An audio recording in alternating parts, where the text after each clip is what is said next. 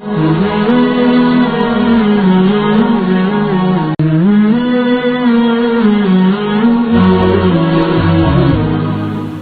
atbi'is sayyi'atal hasanata tamhuha.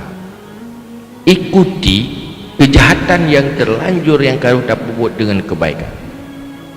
Kejahatan ibarat utang, cepat bayar dengan kebaikan. Baik yang nama kejahatan sambung-sambung, kebaikan tiap-tiap tiga. Ni akan bersih lagi urung kuat mau utang kau bagi kan mau tumpuk utang, kau fikir ni utang kerana bagi ada prima buku kedua orang ke petih nak mungkin utang long dia no. Nanti jalan dia kata ada utang lah lawat tu, nanti jalan tu tapi kini mantap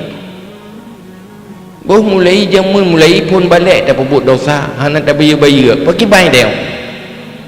bokai dia kira nyut pakai kira nyut tapakur julang thong nyut tiga kira taboh semayang tak tinggal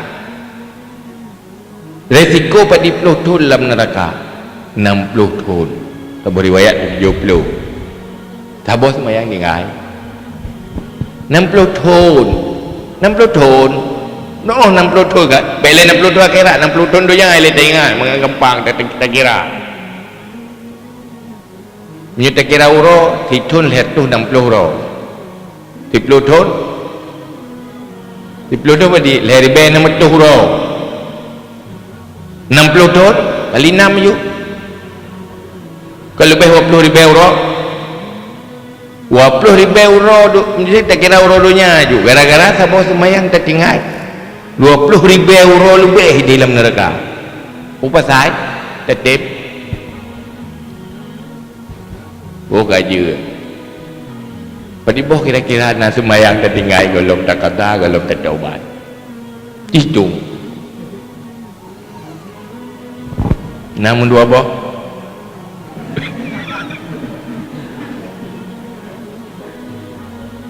golong betul-betul tak taubat nasuha dan tak qada tak bayar semayang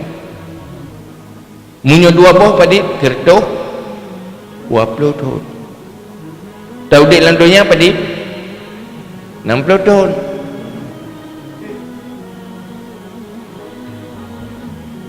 mai dia dua boh tiga semayang kertoh 20 tahun kan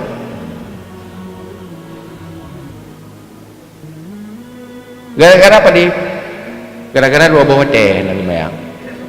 menyut si uroh nak semayang pada boh teh si uroh tak nak semayang 5 kali 60 lerto tahun kiban cocok mana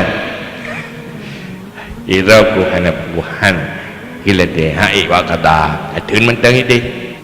untuk tubuh lerto tahunnya taubat qada 5 bawah teh nak terima oleh Allah tak bayar lenya tak taubat hana jadi padi benau 60 tahun kan padi lerto tahun hana jadi lerto tahun